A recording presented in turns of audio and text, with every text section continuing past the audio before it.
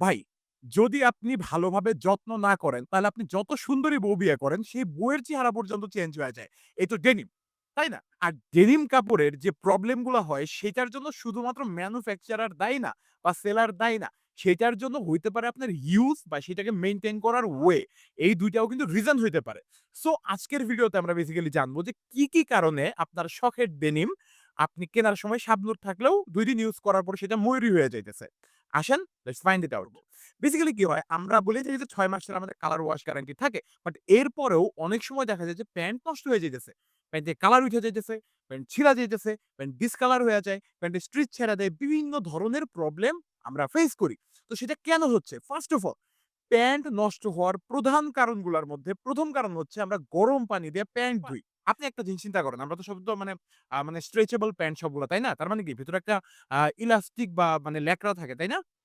ওইটা তো নরম পানিতে দিলে কি নষ্ট হবেই। খুবই স্বাভাবিক। গরম পানি তো। গরম পানিতে পলিথিন দিলে যেমন এরকম হয়ে যায়, এক্সাক্টলি সেইম।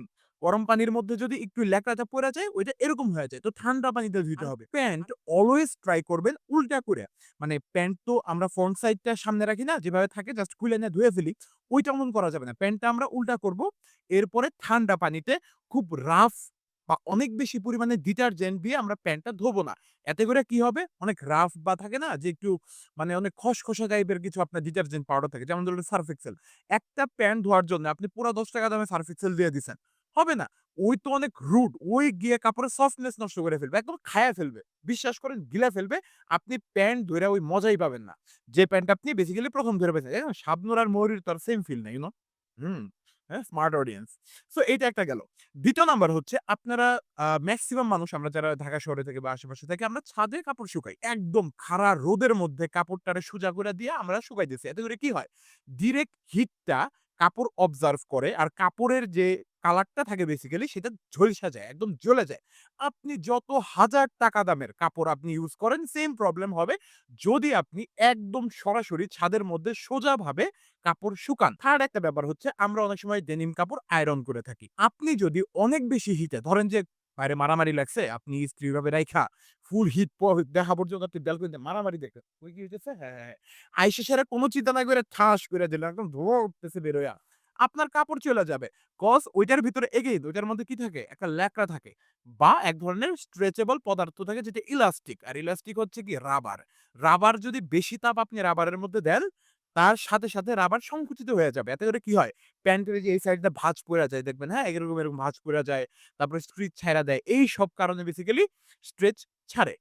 আরেকটা ব্যাপার আমি আপনারে বলি, এটা হচ্ছে যে কাপড় অনেক বেশি ঘন যাদের বেসিক্যালি ওসিডি আছে বা যারা কাপড় একটু ময়লাও সহ্য করতে পারেন না, তারা কাইন্ডলি ভাই একটু সাবধানে কাপড় ব্যবহার করেন। কজ আপনি যদি ডেনিম কাপড় অনেক ফাস্ট মানে একদম ২ দিন পরে, ২ দিন পরে বা ১ দিন পরে একবার পরার সাথে আপনি যদি ধুয়ে ফেলেন, আমার কাপড় তো মনে করেন চেহারা চেঞ্জ না হওয়া পর্যন্ত আমি ধুই না। ধরেন যে যতক্ষণ পর্যন্ত ওর চেহারা শাবনূর থেকে একদম নদী কিংবা পপি লেভেলে না যায়, আমি ওইটারে ভাই কাপড় ধুইতে নিই না। বুঝেন নাই? ওই পর্যন্ত যায় ওইটারে ধুইয়া আবার আমি শাবনূর বানাই। হ্যাঁ? তো আপনি যদি লাগাতার মানে বারবার যদি আপনি ধোয়ার ট্রাই করেন তাহলে কাপড়টা নষ্ট হয়ে যাবে। আরেকটা রিজন আমি আপনারে বলি, এটা খুব ইন্টারেস্টিং। এটা হচ্ছে যে আমরা আন্ডারওয়্যার ছাড়া কাপড় পরি। ব্যাপারটা একটু অন্যরকম বাট আমি এরপরেও বলি, জানতে হবে যে বেসিক্যালি বক্সার যেগুলা হয়, আমরা যারা বক্সার পরি, বক্সার পরলে কি হয়? আমাদের যে উরুর সাইডটা ওইটা ওই বক্সারের সাথে কানেক্টেড থাকে। বক্সার দিয়ে কি ঢাকা থাকে। তো আমরা যদি মানে বক্সার না পরি, আন্ডারওয়্যার আমরা না পরে যদি আমরা ডেনিম ইউজ করি, আপনারও তো প্রবলেম হবেই। আমি বললাম না কি প্রবলেম হবে? You guys are smart.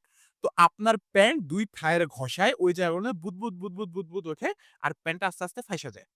So boxer পরা অনেক ম্যান্ডেটরি আপনার জন্য এবং প্যান্টের জন্য উভয়ই।